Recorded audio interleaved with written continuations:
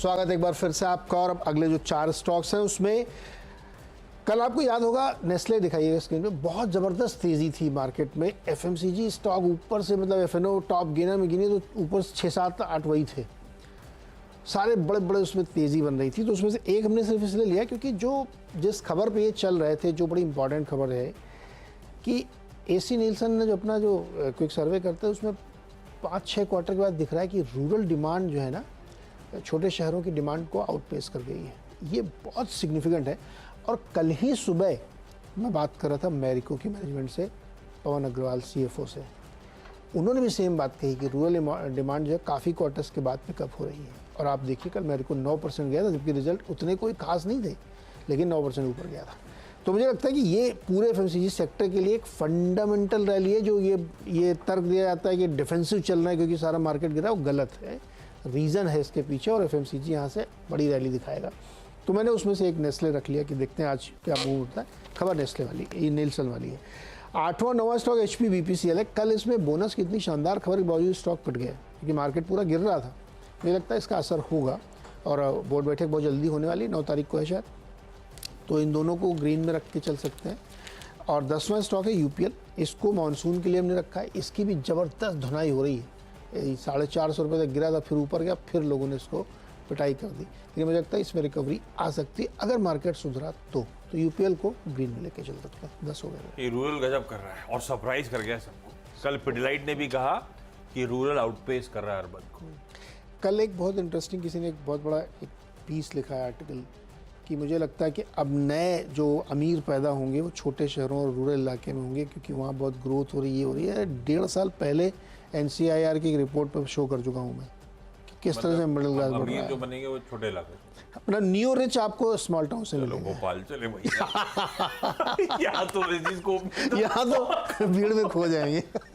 अच्छा, आखिरी के जो स्टॉक्स हैं वो अब आपकी स्क्रीन पर लेकर आता हूँ एक एक करके। पहले अच्छा, रियल एस्टेट पे फोकस। सूरज एस्टेट डेवलपर्स, इसके रिजल्ट्स कल शाम को आए। ये बेसिकली साउथ सेंट्रल मुंबई, मतलब एक बहुत region specific real estate company है, फोकस करती है एक ही बहुत खास रीजन पे।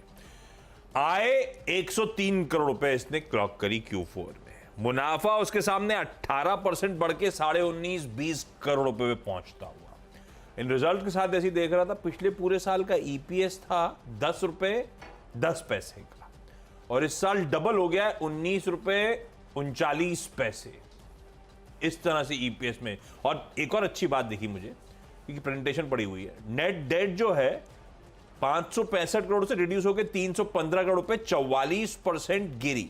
और इस कंपनी ने अपडेट दिया है कि माहिम में एक फ्री होल्ड प्लॉट एक्वायर करा है जिसकी ग्रॉस डेवलपमेंट वैल्यू 120 करोड़ रुपए की है, प्लस इन्होंने एक और कोई एग्जिस्टिंग राइट्स लिए कि प्लॉट में रीडेवलपमेंट प्रोजेक्ट है, 225 करोड़ रुपए की GDV। इंटरेस्टिंग अपडेट थे, इसको ग्रीन करा। पेनिनसुला लैंड, एक और फिर मुंबई की एक और कंपनी, इसको ग्रीन लेके चल रहा हूं। पर ध्यान रखिएगा, वैसे रियल एस्टेट अपने आप में बहुत चला हुआ है, इसमें कोई सरप्राइज नहीं है क्योंकि सबको पता था बोर्ड मीट आज होनी है आज, लेकिन board meet fund raising proposal पे और इशुएंस ऑफ शेयर्स के थ्रू वो फंड रेजिंग की तैयारी। उस बोर्ड मीट से पहले कल ठंडा पड़ गया, ये भी ध्यान रखिएगा क्योंकि बहुत चला हुआ स्टॉक है। अपन देखते हैं आउटकम, वॉच आउट करेंगे। फिर ऐसे अगर बोर्ड मीट देखनी है तो फिर एक बजाज कंज्यूमर, भाई कंजम्पशन थीम पिकअप कर गई है। हालांकि बजाज कंज्यूमर पहले से चल रहा है क्योंकि इसने अपडेट दे दिया था कि बायबैक पे विचार करेंगे। आज रिजल्ट्स के साथ साथ बायबैक पर इस कंपनी का बोर्ड विचार करने वाला है। मैंने आमतौर पर बजाज कंज्यूमर देखा, आखिरी दिन जब अपडेट आता है तो ठंडा पड़ जाता है, तो अपन सिर्फ वॉच आउट करेंगे भाई। और आखिरी में कार ट्रेड, लार्ज ट्रेड हुआ था कल इसमें और इसीलिए शायद कार ट्रेड बढ़िया, ये अपने साल के हाईस पे पहुंच गया कार ट्रेड फाइनली। साल का चार्ट उठाइएगा जरा, कल 4-5% ऊपर था उस लार्ज ट्रेड में। Sector investment fund, emerging markets fund ने 2,42,000 शेयर FI ने स्टॉक के खरीद लिए, 855 के भाव पे खरीदे। पर बहुत चल रहा है स्टॉक, रेडा पे रखिएगा। लेकिन PB फिनटेक के रिजल्ट बहुत स्ट्रांग, कार ट्रेड में इस तरह की बाइंग होती हुई, देखते हैं किस तरह का परफॉर्मेंस रहता है। ये तो कल का लंबा चार्ट उठाएंगे तब आपको दिखेगा किस तरह से तेजी ऑलरेडी इस स्टॉक में बनी हुई है। तो ये देखिए अच्छी खासी तेजी बनी हुई है, और ये वो सबसे बड़ा डिसअपॉइंटमेंट था मेरे लिए IPO के बाद, कार ट्रेड अब मूव कर रहा है, देखते हैं। क्विकली 10-10 स्टॉक्स पूरे, छोटा सा ब्रेक के उस पार जब लौटेंगे तो हमारी ये 10-10 की टीम्स का एक क्विक रैप अप।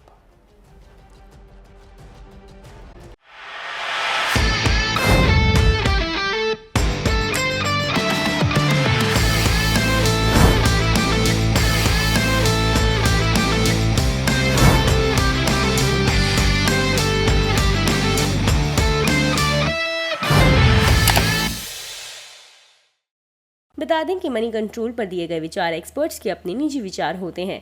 वेबसाइट या मैनेजमेंट इसके लिए उत्तरदायी नहीं है। यूजर्स को मनी कंट्रोल की सलाह है कि कोई भी निवेश निर्णय लेने से पहले सर्टिफाइड एक्सपर्ट की सलाह लें।